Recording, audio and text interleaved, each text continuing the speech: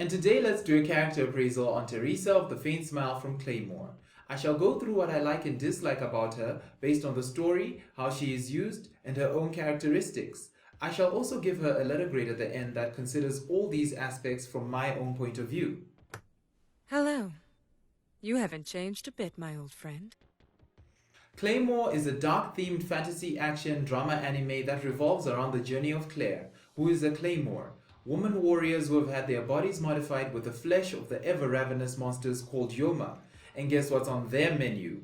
Teresa is the #1 Claymore of her generation, and her story is one that holds the essence of the life of a Claymore and what it means to be one, from how they traditionally work under the watchful eye of a mysteriously sinister organization, to how they interact with society and each other. Expect a lot of blood, gore, and all-round horror with a lot of life and death confrontations. As I alluded to before, Teresa serves as a portal through which we see how the world of the Claymore functions and how they conventionally do their work. And it shows us the inner workings of their minds in how they relate and feel towards normal human beings and themselves. It's a really hard knock life for the Claymore, as they have to enjoy a lonely and yet controlled life. And to put the cherry on top, the very humans they protect call them monsters, when it is they, the humans, that act way more monstrous towards each other and the Claymore than the demonic Yoma do. It's humans like this one that I am sworn to protect and die for. And this mirrors in a way how our own world works. We unite in hatred and fear against something harmless, which we do not care to even try to understand, yet we turn around and hurt each other worse than anything else would have. It's a complicated and really interesting food for thought. However, her story is not completely tragic, as her chance encounter with a very determined and empathetic little girl makes her realize that life can be good, as long as there's even one person on your side. She initially sees herself as a monster who does not deserve to feel any human emotions, and because of this, she never displayed much humanity and gave a very cold and indifferent front, thereby bolstering society's negative views on her. She does not attempt to prove them wrong either, but with a young, nameless girl, she learns to be motherly. This must be what owning a pet feels like. In her own way, and proves that one's biological makeup does not determine your humanity and right to a free and happy life. She discovers her reason to live, and she embraces feelings that she had never wanted to acknowledge or even realize that she wanted and eventually did feel. She taught me something I thought I'd never learn. That even silver eyes like these can still shed tears. In terms of the story's premise, which is that female warriors are the only ones that can take on the Yoma, it is quite pleasant to see that they do not try to paint them as victims, nor as innocent little lambs. And it's not women given masculine roles either.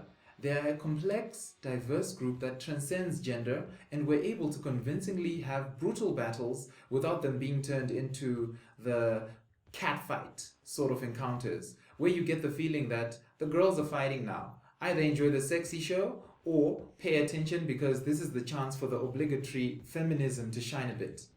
When they fight, you really feel that there is so much at stake. Looks and grace are given the back burner, and you get the raw emotions that a clash of swords and wills is supposed to bring about. There is a side effect to the process of becoming a Claymore.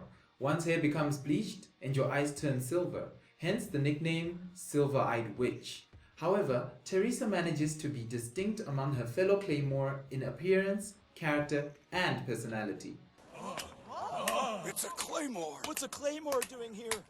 How frustrating. It's a testament to the creators and art designers in managing this, whether intentional or not. It is a satirical show of how women are viewed to be the same by the world, even by themselves at times, when in truth they're distinguishable and individual in their own right, beyond just sharing the same gender. Her power of perception is one that is on another level. She can read the energy levels in her enemies' bodies and use that to predict and anticipate their movements and attacks. And this touches upon her nickname in a way, as she may be compared to the Mona Lisa, which is a picture of a woman with a mysterious smile, almost like she knows some little secret. And in Teresa's case, she knows what her enemies will do. There you are.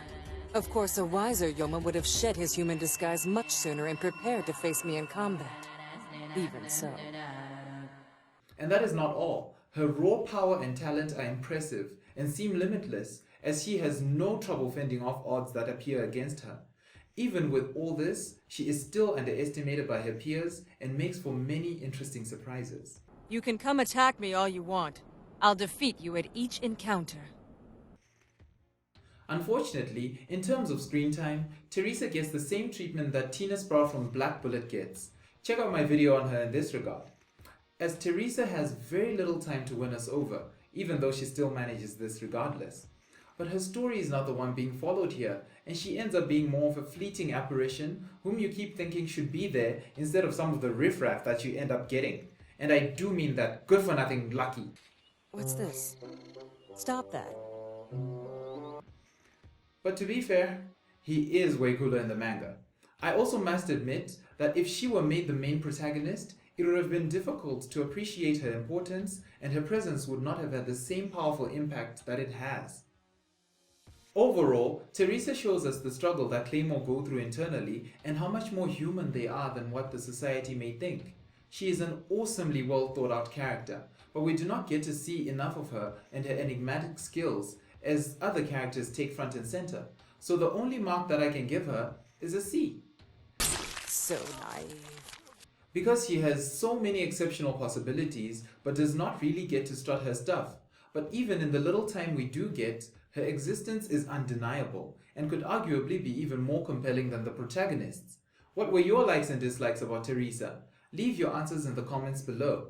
And please try not to spoil too much of the plot for others. Give us your analysis and interpretation, not the story per se, okay?